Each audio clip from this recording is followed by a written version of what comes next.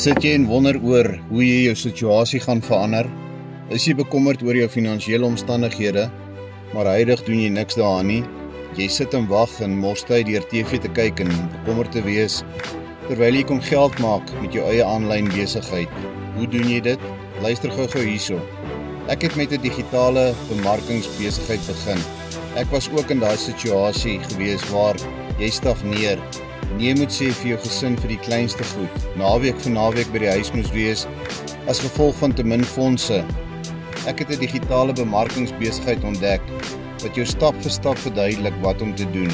Jy ontvang opleiding en ondersteuning en die beste is jy verdien in dollars as Suid-Afrikaner. Jy kan dit daagliks doen en mense, dit was 'n lightbulb moment vir my gewees. Sit wys my in die comments en ek wys jou hoe jy jouself uit daai situasie kan kry.